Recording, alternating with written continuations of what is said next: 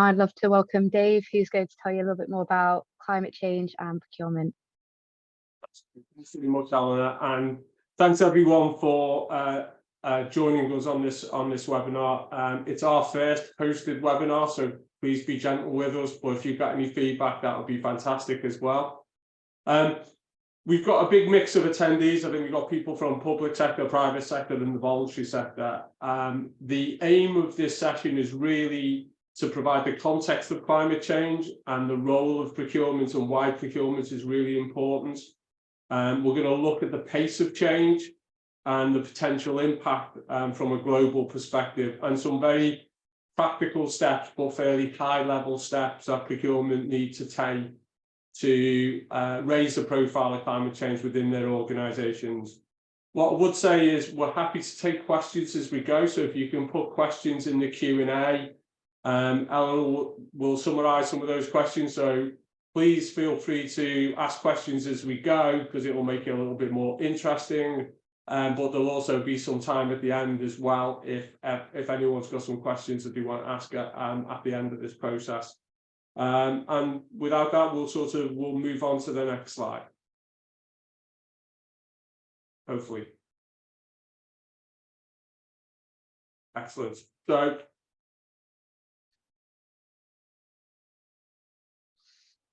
sorry, there's just a lag on the slides. There you go.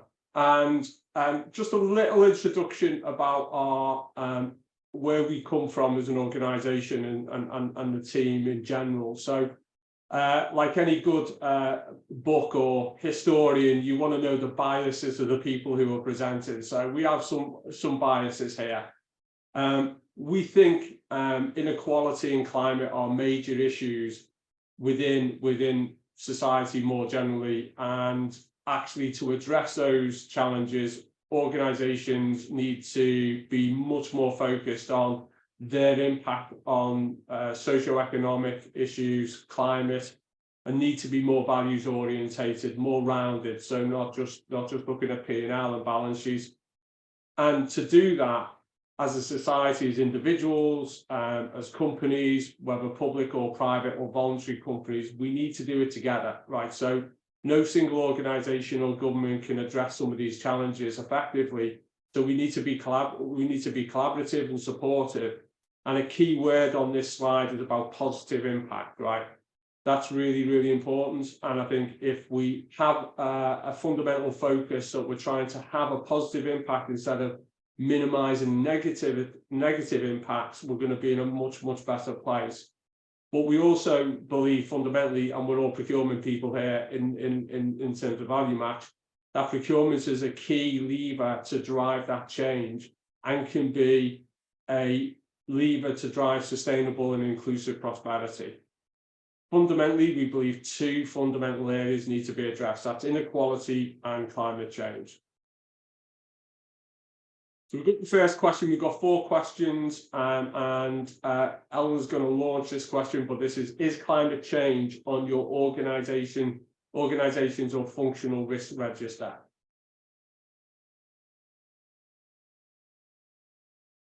So if you could answer the questions, that would be fantastic. And I'm not allowed to vote, apparently.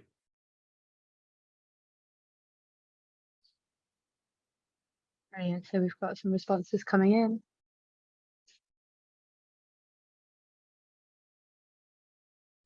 I think that's everyone.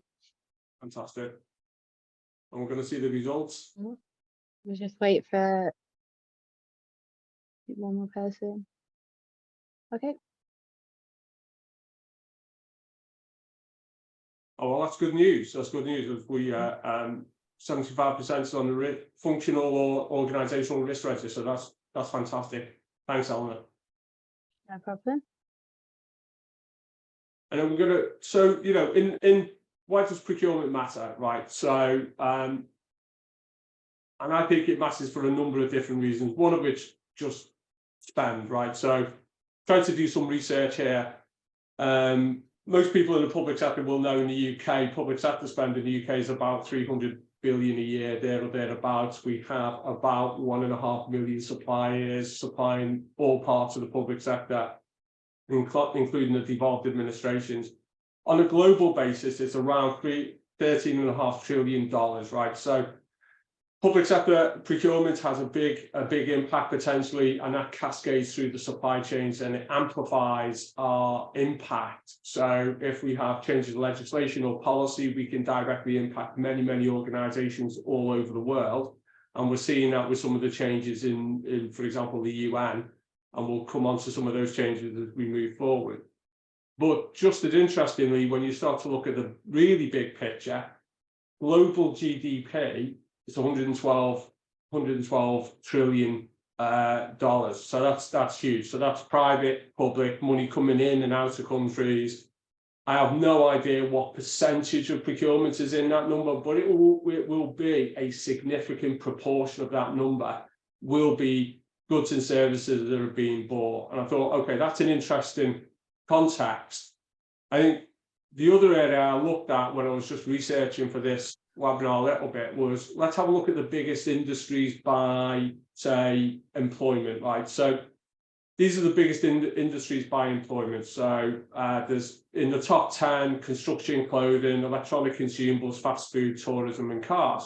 So you go, okay, that's really interesting. There's loads of jobs, and I think employment is likely to translate to impact and to revenue. But when we think about that, if we sit there and look in we're all looking at screens now, how many procurement people have been involved in the consumption of a car, right? So as an individual or as an organization, if I buy 1,000 or 10,000 cars, or I buy my own car, just how many professional procurement teams are involved in that supply chain? You've got mining, extraction of raw materials, you've got prefabrication, you've got electronics, you've got constructing the car, pulling it together, logistics, supply chains. You're probably talking about 5-6 professional procurement teams just involved, from taking something from a raw product to shipping that and giving that to a consumer or an organization. And then when you look around our offices, you look at your lives, what we use and what we consume, it's all procurement. There's hardly anything we buy, anything we consume, which doesn't have procurement at the heart of it. And not just 1 or 2 procurement teams, probably got tens of procurement teams involved in it. And the bottom line is, if we were buying in a far more responsible way, and we had been doing that for the last 35 years, shaping supply chains, shaping what we buy, our impact will be huge.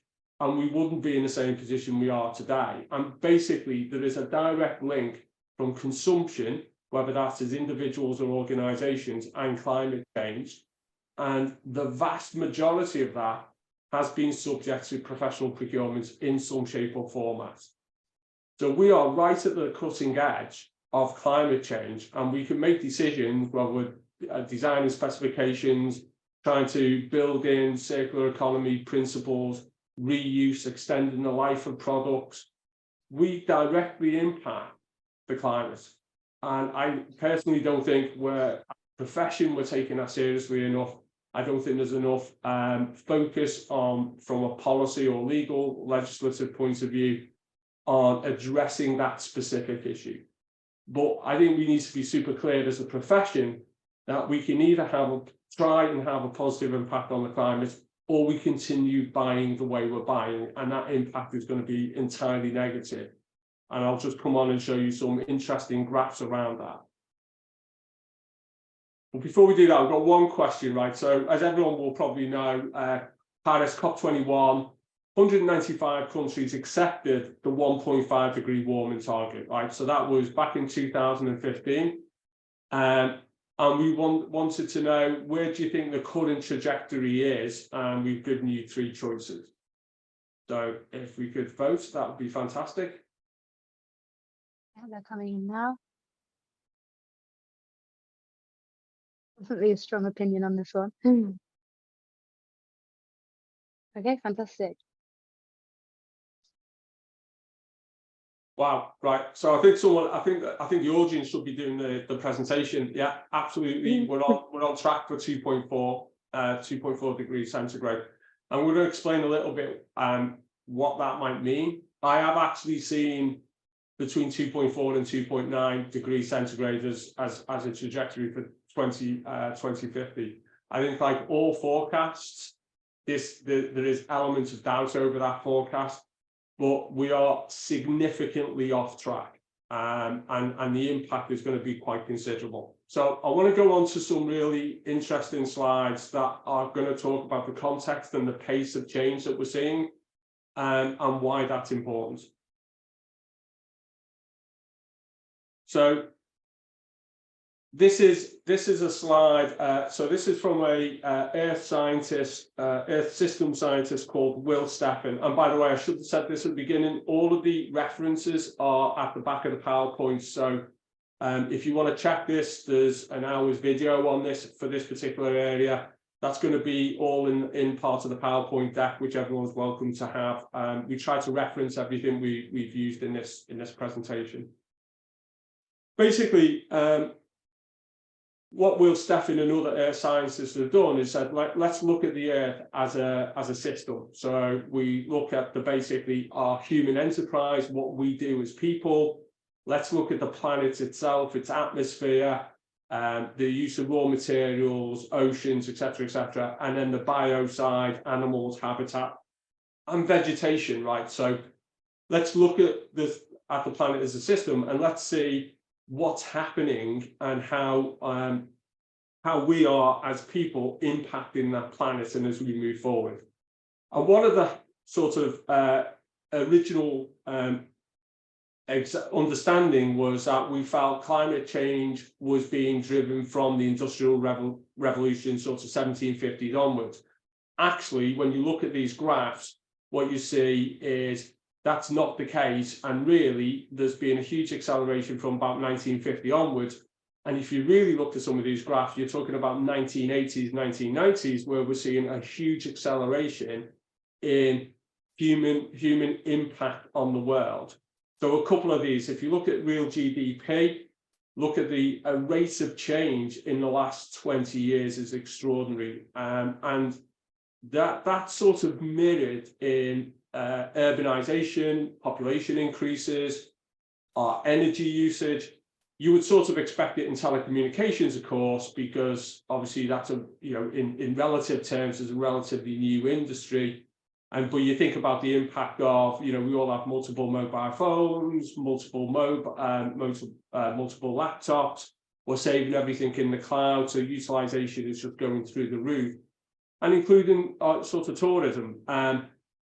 When I was growing up, I think I was like 27 before I flew on a plane or something. So, most of this reflects our life experiences as well. But what we're absolutely seeing here is an unprecedented acceleration of human impact on the planet.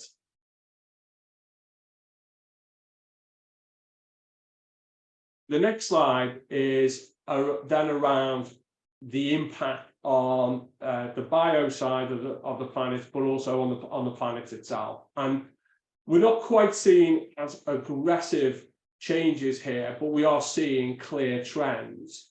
So from the top of the page, you've got carbon dioxide, nitrous oxide, and methane. And again, we're seeing significant accelerations, albeit with a longer tail there, in again from 1950 onwards. But we are also seeing huge acceleration over the last sort of 20 to 30 years, and that's pretty much the same all over. What was interesting for me from just from a maths perspective is actually the marine ecosystem and how aggressively that's changed in a really short period of time. So we're talking 20, 30 years in terms of impact. We have a far greater impact in terms of tropical forests, domesticated land, huge issues. So in effect, what these two graphs are telling us is our impact on the planet is driving global warming. We're producing more, we're consuming more, or we're commercially driving more output, but at the same time, we're actually degrading the planet's capability to manage with global warming. So our activity is having two direct impacts. We're having a negative impact that's driving climate change itself, and we're degrading the planet at the same time. So that seems to me as double jeopardy. We'll just touch on global tipping points. So global tipping points are basically where we've got key parts of the planet that if global warming continues, and on the left-hand side, you see a number of sort of different temperatures are going to have different impacts around ice sheets melting, boreal permafrost collapsing, and so on and so forth, coral diebacks. The issue with the tipping point is a tipping point, once it's crossed, even if temperature goes back, it doesn't necessarily mean that that tipping point goes back to the way it was historically. So once it's passed, it's not clear from a scientific point of view whether we can re-improve, if that is such a word, what's being lost, right? So if we lose the alpine glaciers, if the ice sheets melt, it's not at all clear that we're able to sort of somehow mystically go back in time and recreate them. So the tipping point, once it's gone, is quite challenging in terms of its impact on the climate. And just a couple of specific areas. So if we focus within 1.5 degrees to 2 degrees, and we look at sort of the Greenland ice sheet, if we lose the Greenland ice sheet, that is 7 meters of sea rise. So just keep that in mind. The boreal sort of permafrost, if that degrades, there is 1,000 billion tons of carbon that could get released, and that equates to 1.5 degrees of global temperature rise. And then the other one was an interesting one, was coral dieback, which is sort of north of Australia on the map. We're talking about a decade. So once ocean acidification happens, you're talking about potentially 10 years of complete dieback, and again, really difficult. And that means all the marine life that depends upon the coral and that ecosystem also dies. So we're talking relatively short periods of time potentially for some of these impacts.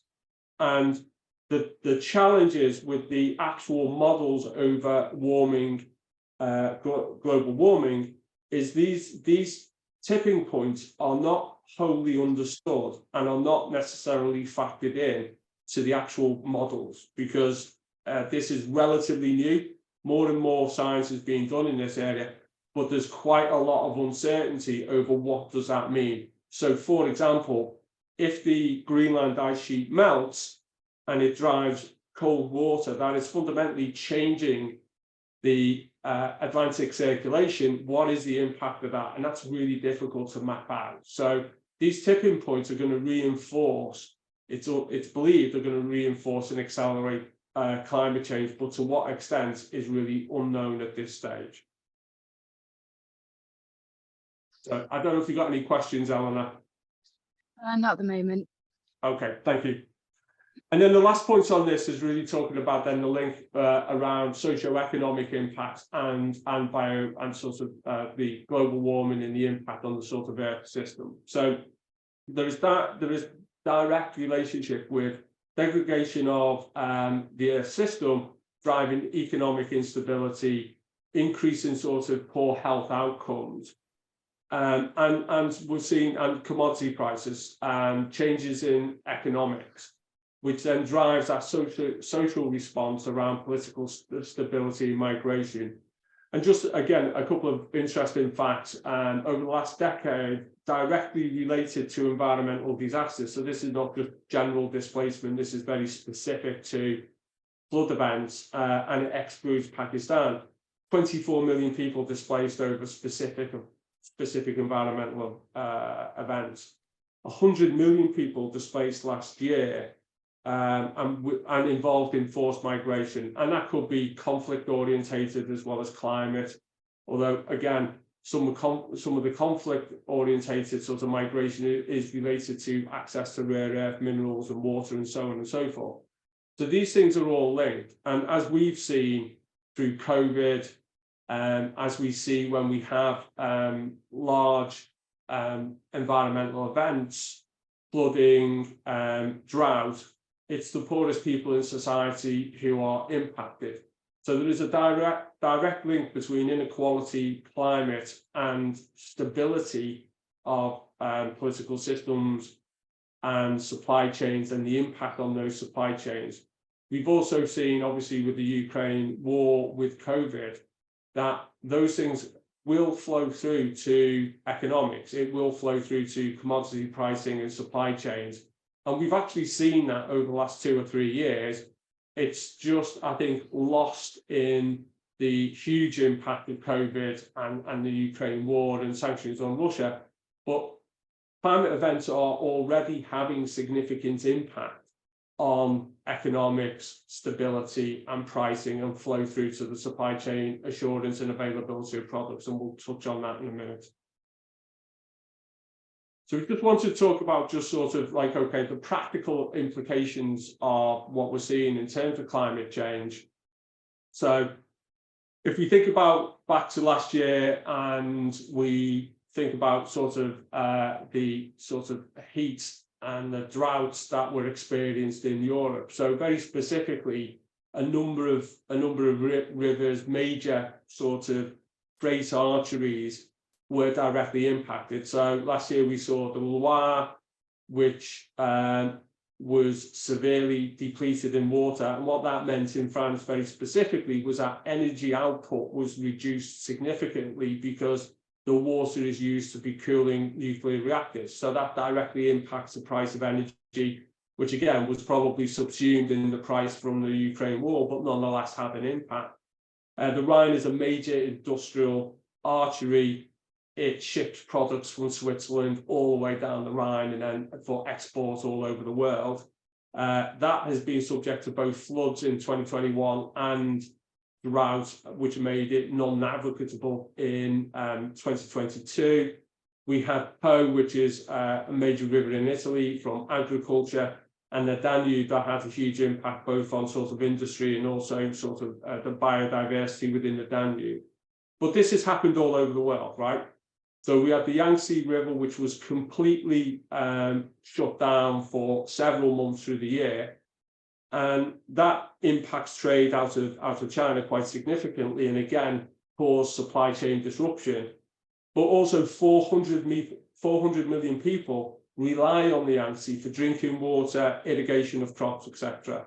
In America, we had Lake Mead, same issues, record lows in Colorado River and Lake Mead since 1930s. So that's all affecting agriculture in the area. And then, of course, we had the Pakistan floods with 33 million people impacted. Again, crops were impacted. So again, we talk about the wheat impact and the price, the inflation price in food from the Ukraine and Russian war and dispute. But we've had other events which have also contributed to commodity fluctuation in pricing, loss of livestock, and obviously loss of lives as well. And the last area I was looking at was the Texas freeze, because that happened in 2021. It was a freak weather event in Texas, which cost $100 billion and had global impact on energy prices. And I'm raising these because we've seen the impact on energy prices through the war. As climate change impact extends and becomes more extreme, we're going to see exactly the same pattern through the entire supply chain base, and those inflationary pressures coming to bear. The Ukraine war is in effect an example of what's coming down the line. And this is the last slide from one of the presentations from Will Steffen, and this is to put global warming in context. And we previously talked about the sort of 30-year 1980s, 1990s acceleration. So this is in the context of the planet. So, you know, for 4 billion years. On the right-hand side, this is basically in the context of the Earth, the warming we are seeing today, and it is hugely extreme. So I have a sort of fairly significant issue when we start talking about by 2050, it'll all be okay. That's not what the maths says. What the maths is saying at the moment is we have basically over the last 30 years, in the way we consume, how we buy, how organizations operate, have created an unprecedented change in climate, which is impacting us and is baked in now for the next at least 10 years plus. And we're currently around 1.1 degree. And the forecast is 2.4, as you all accurately recorded. So the actual impact that we're going to see over the next 10 years is quite extreme. And this is what this shows. And the tipping points are going to start to come into play within that sort of 1.5 to 2.5 degree. And we don't really know what that will mean overall in terms of planetary warming. And just in case that wasn't bad enough, if we carry on the trajectory which the IPCC say to 2100, which is about 4.4, we're sort of talking about major collapse of civilization. So, you know, we need to take this far more seriously than we're taking it. We are severely off track, and we're off track in a very short period of time. So we don't really have 25 years to take action. We really do need to be taking action now, and the amount of disruption we're going to see in the next 10 years is frankly already baked in. That's what the graph shows. So I just want to change gear a little bit and start talking about some of the changes that we're seeing in climate change and legislation and policy response. So, you know, government's ability to respond is limited in many ways around policy implementation, but policy implementation doesn't always get followed through, and there's not a lot of consequence for non-action. What we have is a myriad of different legislations that are in play, not least the Environmental Act, which is in force, but we're still waiting for government to set objectives and targets.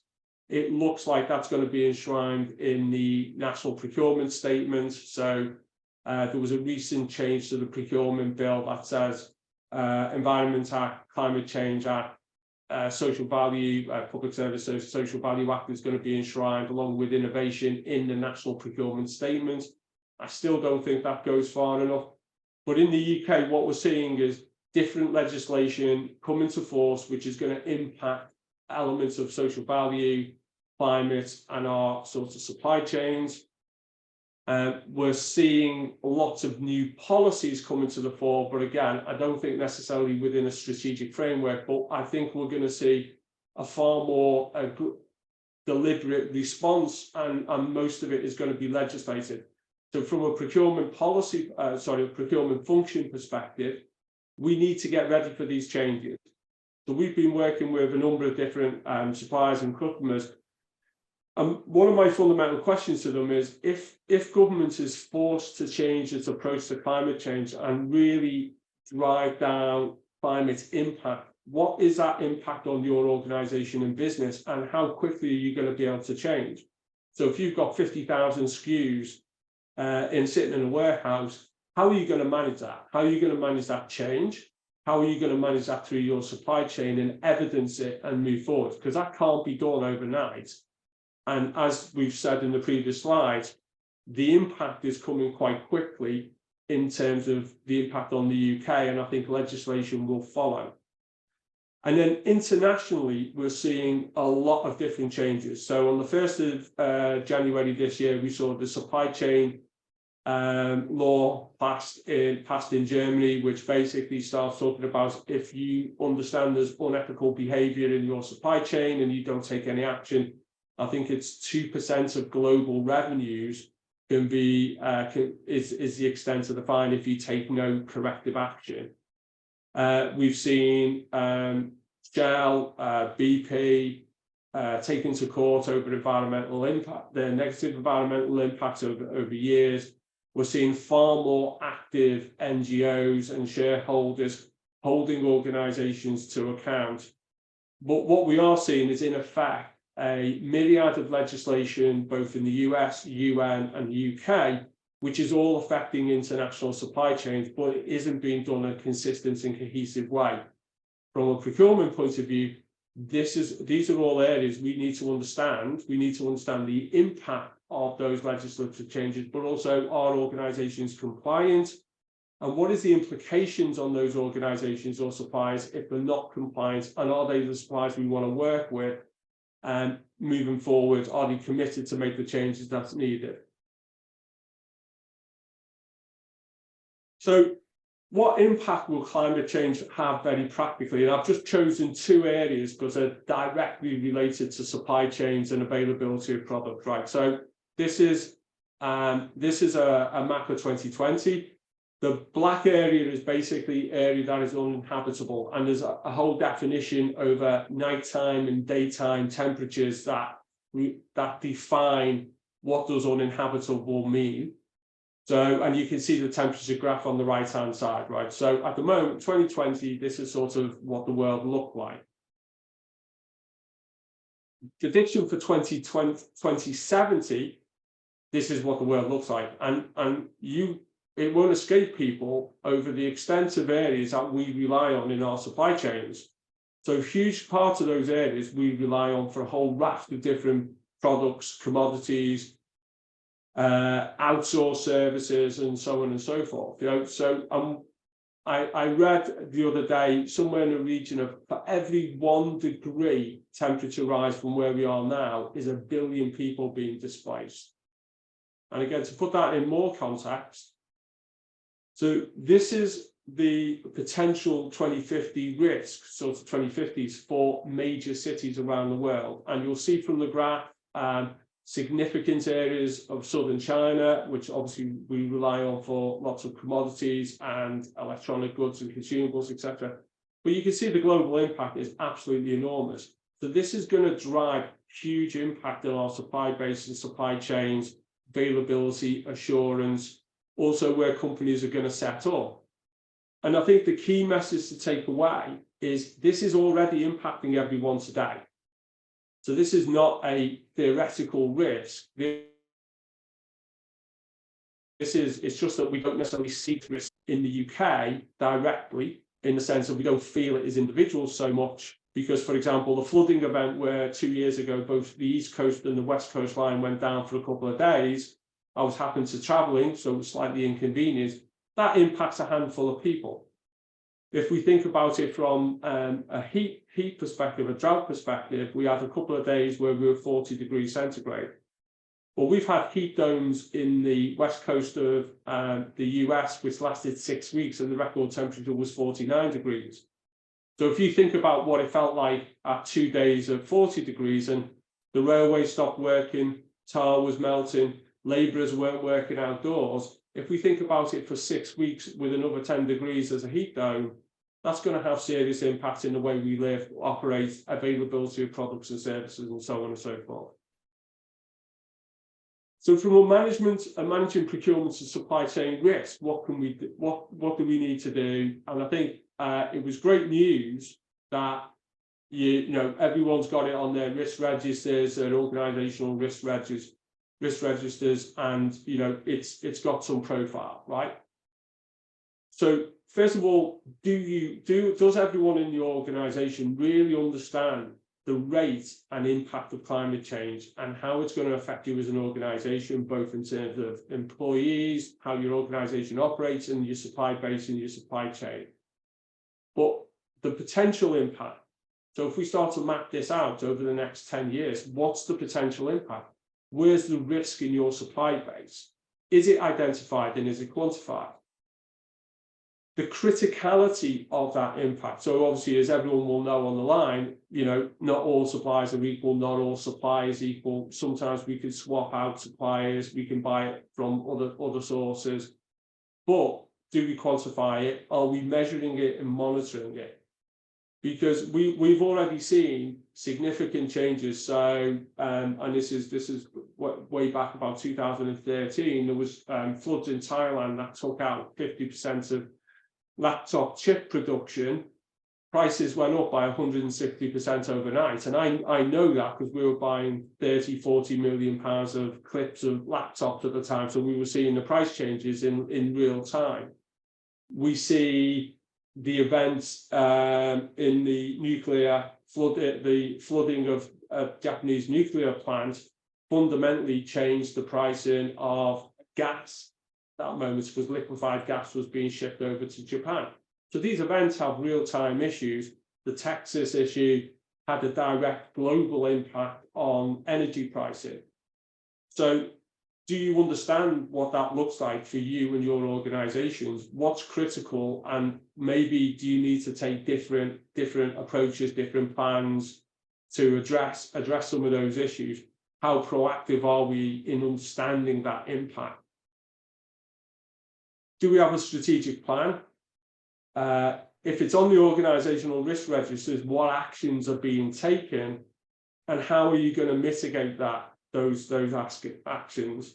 And I think a really important thing, especially for those colleagues who are on the line who are from international companies who are exposed to international supply chains, which most of us are in some shape or format, is government's response to crisis is fairly limited.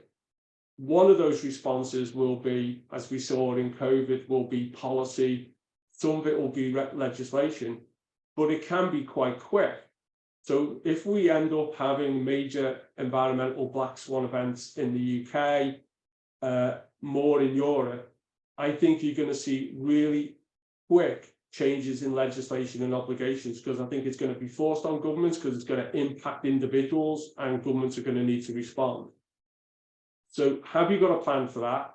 Do you understand that impact, and how is it going to be managed? And these are not, and I really want to stress this, these are not long-term theoretical risks. These are short-term, baked in, absolutely going to happen risks. That these are not going to be mitigated, because we're already on a trajectory of 0.1, 0.2 degree warming every year, and that's already baked in. So that's not going to change. So the disruption we're seeing through war and COVID is going to be similar to the disruption we're going to see over the next few years. And then the last thing, and fighting the fight for procurement and the function, is do we have, are we got the resources, have we got the capability, are we getting the budget to manage it? Because again, what COVID really did highlight is the importance of supply chains and supply chain management, the importance of assurance of supply and availability. Actually, we live in a competitive world. So, despite all of the sort of great sort of coordination, countries were going out trying to get PPE equipment and trying to get the sort of medical supplies, etc., etc. Are we ready for that? Do we have enough?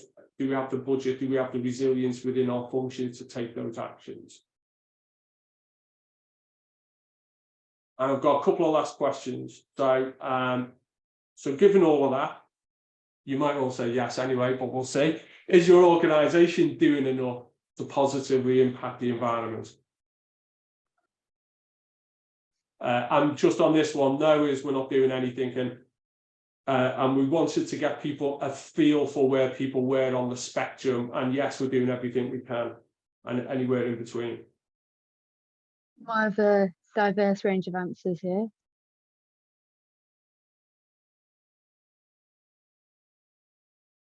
Waiting on the last couple of people.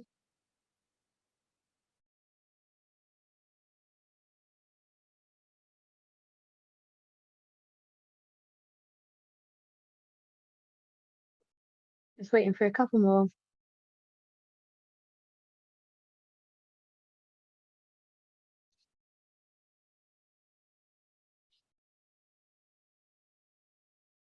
Okay, I'm just gonna finish this here. Sorry for anyone who didn't get a chance to answer.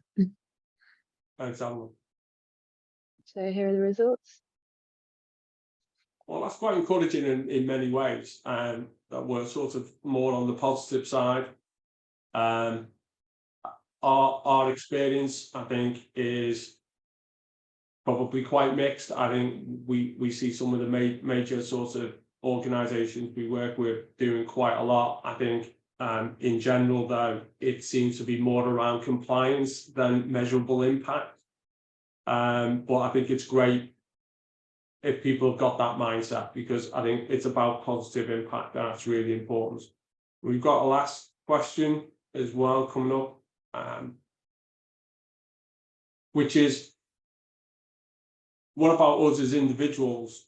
Are we doing enough as individuals? Because I think, again, the key element to this is it's not just governments, it's just not organisations, it's all of our responsibilities to try and minimise impact. So again, similar sort of question, really.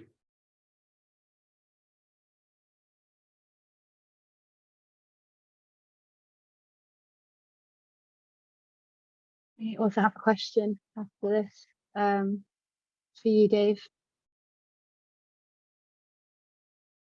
Okay, great. Thanks, Alma. No problem. Just wait for a couple more people to answer question 4.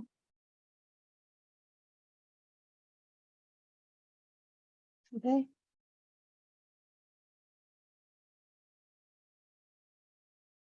Great. Thanks very much for giving us that, because that's really interesting to get views. I think it's great. I guess it'd be interesting because everyone's on the webinar. I guess there's an interest in this subject matter anyway. So I think, well, that's great, and hopefully we help to provide that context. One thing before we get to the question is what I wanted to do is set the high level view and the context, because I think the context and the pace of change was surprising for me anyway. It's not surprising for anyone else. When I started looking at it, I was quite astounded how quickly we've shifted and changed in terms of climate and impact. And I think we're going to go a lot deeper into areas like circular economy, the policy and legal response, the practical aspects of procurement. What does procurement do? How do we contract? How do we specify for a more positive impact on the planet and from a social perspective as well? And we're going to talk about some of the human rights issues as well that's intrinsically linked to this. So this was deliberately about setting that context and pace, and then we're going to go a lot deeper and practical, but on the same basis of 30-35 minutes, sort of maybe presenting in different ways and different experts, and then an opportunity for Q&A. But I thought the context was quite important. So Ellen, I think you've got 1 or 2 questions. Yeah, we do. So the first one is, climate change is such a big concept to grasp and can seemingly be subtle / invisible on day to day in many people's lives. How do we channel positive action and get collaboration now at pace without switching people off? That's a great question. I think the first thing is we need to be able to communicate its impact and what it means to individuals and organisations, and the disruption it's going to bring to individuals and organisations. So it's sort of heart and mind thing. So we want to do the right thing because it's the right thing to do. But I think our direct experiences over the last 3 years do signpost organisations to say we need to take this subject matter really seriously. I think when you look at the science and really drill down on it, then I would say that's the evidence point for organisations to take action and to invest in it. But the first thing is understanding, right? If you know, I've given not quite the same presentation, but similar to organisations, and people come back, you know, and this was just general workforce, right? Come back and said, we just didn't know. We just don't know that this is happening to that extent. And in the UK in particular, we don't directly experience it quite so much as in other places around the world. So the first thing is raise awareness, use the evidence. There's loads of information all over the sort of website. There's loads of groups who can help provide that information, and encourage the organisation to take positive steps. I think you're right, it's a really big concept, and especially when you throw in social value in there and human rights and equality. I would say that the other area to think about is, what is the positive impact your organisation can have? So if you're a major polluter or a major user of energy, then clearly carbon management, resource use is going to be a focus. But if you're a massive employer with a small carbon footprint, then maybe it's more about compliance and minimising the use of carbon, but actually maximising your social impact. So my advice for organisations is, 1, what's your strategic objectives? How do you align this agenda to those objectives very specifically? But focus on areas that you have high impact. There's, it's too big a subject matter to try and get involved in every aspect of it. So be very targeted and very focused. So we just have one more question. When it comes to public sector organisations like local authorities, tackling emissions and climate change more generally, central governments are going to have to provide more funding. Do you see this happening? I actually do see that happening. I think we're seeing the start of that in certain initiatives. This is one of those interesting areas between devolved areas of government, devolved administrations, in what is an actual global issue. And this is why I've got the petition on the page, because I actually think this is a UK government, international government response that's needed. So again, COVID is a really interesting parallel. We have a global crisis which really has a global response. So different countries respond in slightly different ways, but as a generality, there's a lot of sharing of approaches. How do we share vaccines, and so on and so forth. So there's competition and sharing and collaboration. I think we're very quickly going to get into a position that says this is it's a global issue, it needs a global response, and actually all parts, specifically in the public sector, need to be enabled, empowered and supported to have a positive impact. And that frankly needs resource, money, expertise, but it also needs a legal framework, and it needs a whole of government response from a UK perspective, and that being part of an international response if we're really going to tackle it. I think it's almost impossible for a single council or a district council or a set of schools to independently address it. I think we can take practical steps, but if we're truly going to have a strategic approach, it has to be government led and it has to be government funded. And what we have seen again with COVID is we spent tens and tens and tens of billions, hundreds of billions of pounds addressing that as an issue. So why aren't we spending hundreds of billions of pounds addressing this as an issue? And we know it's coming. So why not get ahead of it and get it on the front foot? Which is sort of why we're trying to raise awareness and say, why aren't we enshrining this in everything we buy? Why isn't it a legal obligation? Which is the whole point of the petition. So anyone who wants to support, please sign.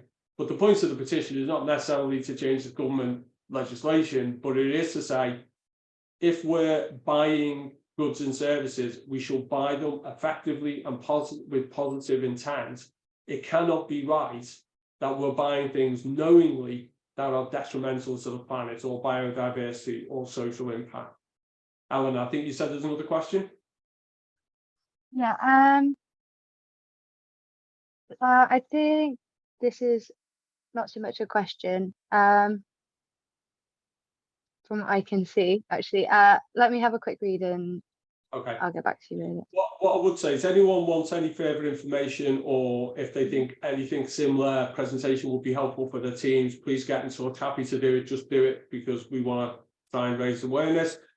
And as I say, we will be going into deeper areas as we move forward. That will be more practical. So hopefully that sort of sets the overall tone. But we're happy to talk to anyone, happy to help anyone. We just want to try and get the right approach and a positive approach out there to as many people as possible. So, Eleanor, was that any other questions, or are we? I think we're sort of. No, I think we're good to carry on. Yeah. Okay, so I think we're there on time. I think we're 45 minutes, aren't we? Appreciate everyone being on the line, making time. We're going to send we do have one more question. Question, go for it. Development of the supply side and new tech is needed, as well as changes in procurement. What do you see on this? I think we're going to see. That's a really great question. I go back to if we've been buying differently, if I was buying differently and managing teams differently 30 years ago, we'd have different industries, different innovations, different focus on green technology. I think there is huge changes happening already, and we need to stimulate not just collaboration but innovation as well in use of packaging, single-use plastics, removing them, We're going to see changes around biodiversity. We're going to see fundamental changes in supply chains. I think we're going to see more complex supply chains. We're going to see more local provision as well as international provision. We need to stimulate those fundamental changes and investments in systems. So if we think about water conservation is a huge area. Supporting biodiversity, reuse, recycling, remanufacturing. These are all industries, and we're seeing changes happening now. And again, there is real opportunities as where we go out and we're still doing procurement and providing procurement services. We're seeing loads of innovation. So we're now specifying things in different ways. And a really simple example is we're doing some IT work around IT partnerships and equipment. Well, there's remanufacturing. So can we extend the life of our existing equipment? Can we reuse equipment? Can we use remanufacturing? There's now a BSI standard. Save money. I forgot the fact right, it's 900,000 litres of water to make a laptop, right? So let's not make a new one, let's reuse something that's already been done. Recycling of rare earth metals. There's so much going on already in the market, and I think that will accelerate. But if we create demand, we will see that change happening faster. So from a procurement point of view, I'm not saying anyone on this call would do this, but don't pick up your tender document from 5 years ago, dust it down, add a few bits to it and send it out the door. Can we change how we buy, what we buy, who from? What innovations are happening out in the marketplace? Let's tap into that and try and encourage more of that type of approach. And that's going to, in itself, drive quite a lot of change. So I think we're going to see it across all industry and all sectors. And we're already seeing lots of that in markets across the world. Okay, I think we're going to draw it to a close, Eleanor. I think thanks everyone for your time. Hope it was really helpful. I say if you need any more information or any feedback, by the way, please let us know. That'll be really gratefully received. So thanks very much for your time. Thank you for your time, everyone.